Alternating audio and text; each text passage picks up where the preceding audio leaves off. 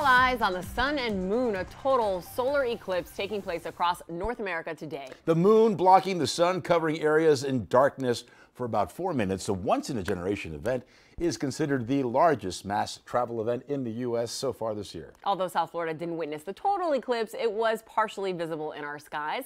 Local 10 has team coverage of the celestial spectacle. We have Christina Vasquez and Syra Anwar standing by with South Florida reaction. But first, we go to Dallas, Texas, where Andrew Perez witnessed the totality. Andrew, what was it like?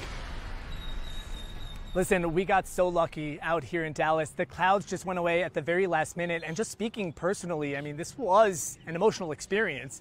And I'm actually really surprised by that. I was not expecting that at all. We've been studying, we've been reading up on this, talking to people, interviewing so many people leading up to this big event.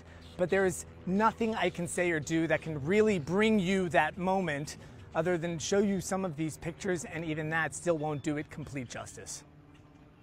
What's going on through your head as you're watching that moment? Just overwhelmed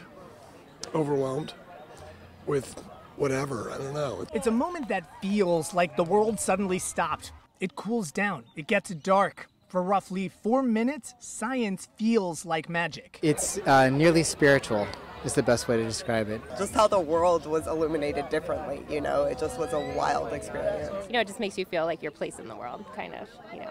It makes you feel small. Yeah.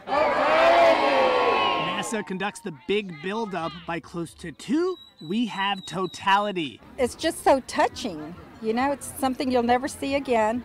It's something I told my granddaughter that my mother and my grandmother never got to experience. I was so touched by it. I cried.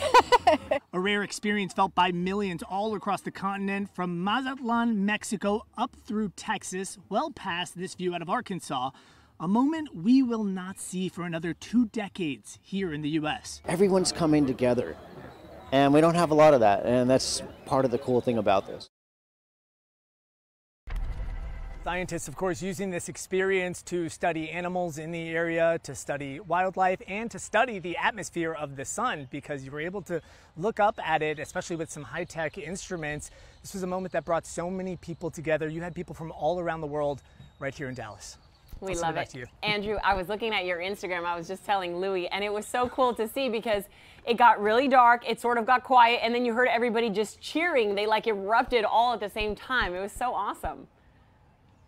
And you got to remember, it's not just a couple of seconds here. We had 4 minutes of this. Now, don't get me wrong, 4 minutes went by very, very quickly. Before you knew it, it's like, wait, there's light again. The wind is picking up again. The animals are stirring again out here. We're in the Arboretum here in Dallas, the Botanical Gardens. It's a beautiful area, so there's a lot of wildlife out here as well. But for those 4 minutes, I mean, everybody just kind of stood still and soaked in that moment, really, at the end of the day, feeling small.